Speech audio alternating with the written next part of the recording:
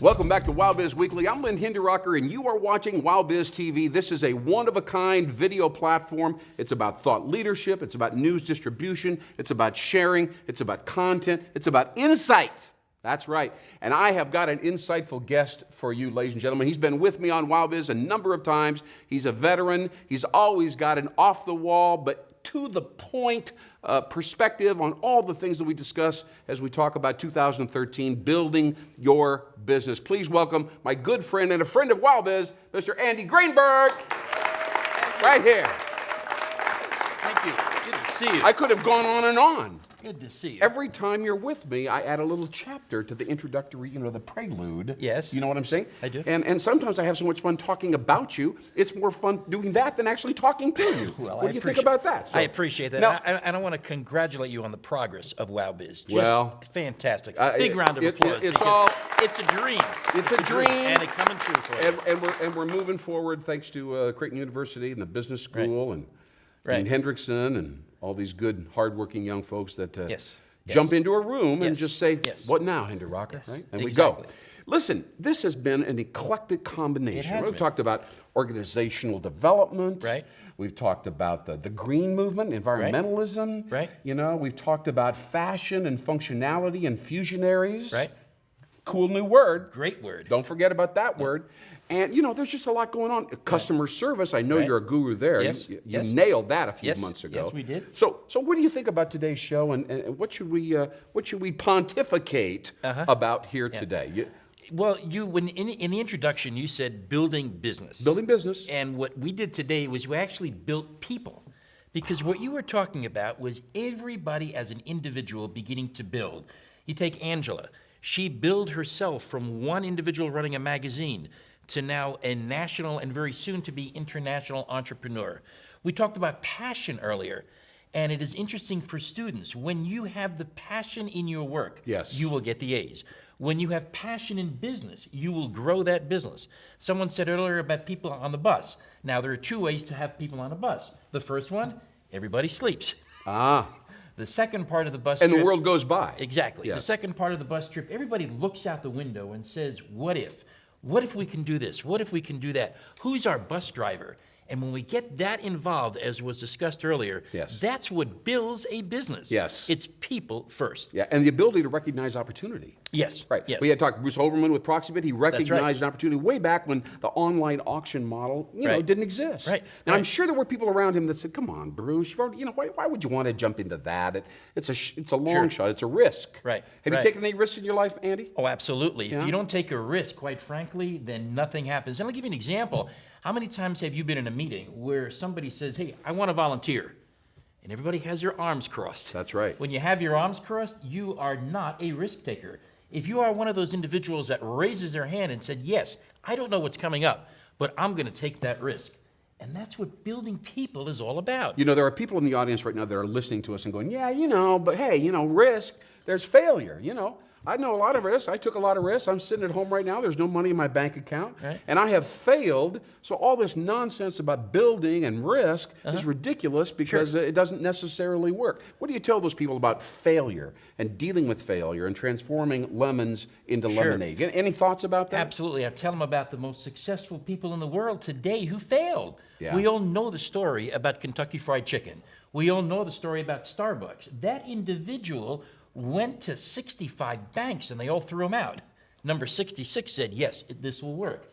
When we fail, we understand that what we put together the first time didn't work. In the sales profession, we don't get every order. Do we then walk out and say, all right, I failed, I'm changing professions? Of course not. We build ourselves, and that's where I go back to building people. We build ourselves. Now, what is the catalyst? What is the internal, the mechanism that enables us to absorb the failure, recognize and acknowledge it, and then somehow transform it and elevate us? What is it? Is it a belief system? Is it a new piece of outside information?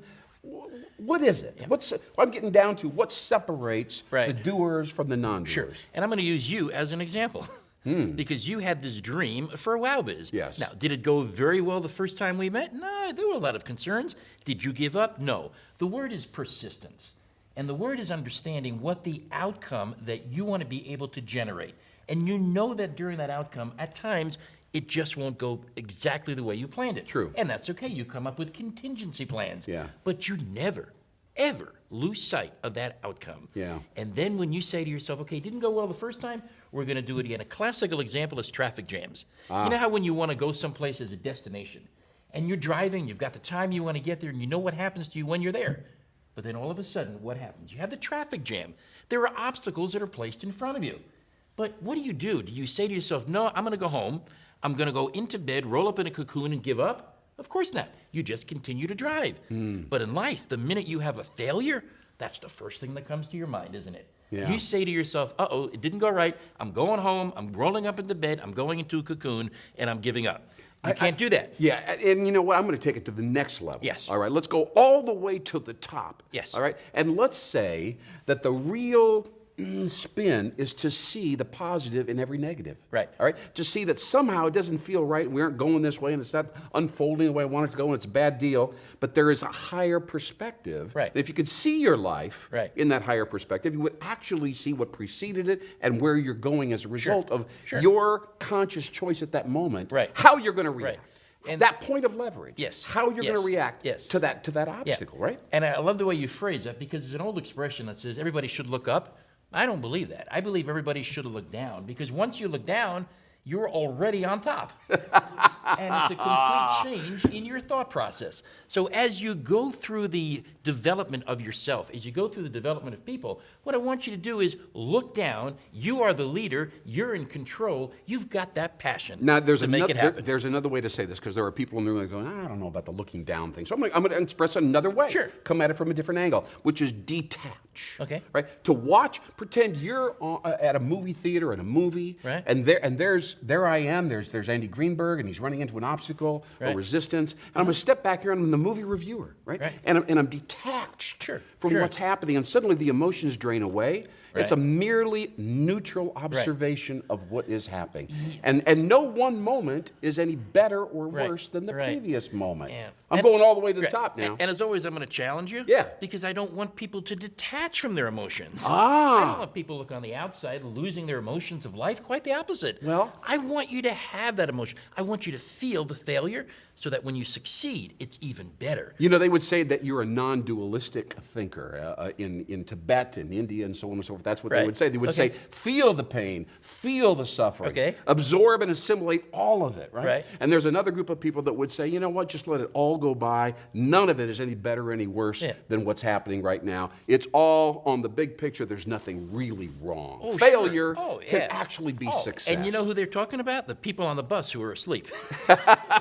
Okay, That's Mr. what Andy. they're talking about. Let's plug your book before we sign off here on this All great right, go interview. right ahead. Yep. All right, Your High, life-changing broadcasts and podcasts. Right. Right, from Mr. Andy Greenberg, my good friend right here with WOWBIZ Weekly, ladies and gentlemen. Please say thank you, Thank you. to Andy Greenberg. So much of a Lynn, pleasure to have thank you, buddy. you. Always. Great, Appreciate it. fantastic. Thanks very much from Hickson League. We'll see you next time on WOWBIZ Weekly. Thanks so very much.